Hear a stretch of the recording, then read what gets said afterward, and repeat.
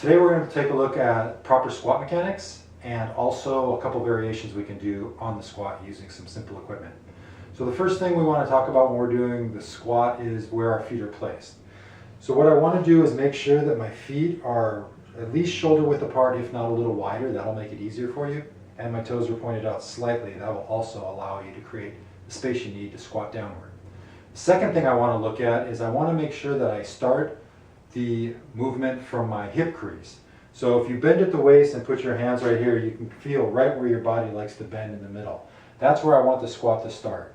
And then the third thing I'm going to keep an eye on is I'm going to try to maintain an upright torso throughout the movement. So it's going to look like this. I get my feet in place, I'm starting with my hip crease, I'm sending it backward, and then to help keep my torso upright, I'm going to just raise my arms as I head down, and then I'm going to stand back up and bring my arms back down again. Some people like to just keep their arms out the whole time, and that's fine either way, but make sure that at the bottom of the movement, your hands are at about head level.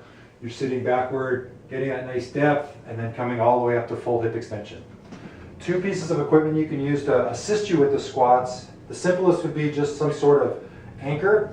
So in this case, I'm going to use just a towel. I could also just use this bar. I could use a railing, a doorknob. You can open the door and hold on to both knobs.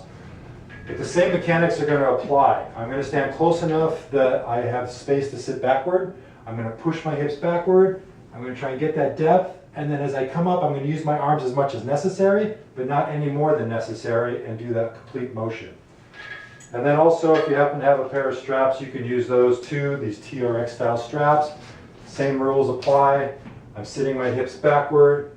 I'm getting the depth I want. I can use the anchors to pull up a little bit, but as soon as I don't need them anymore, I'm going to release and complete the squat on my own. So that's the basic squat and a couple different variations.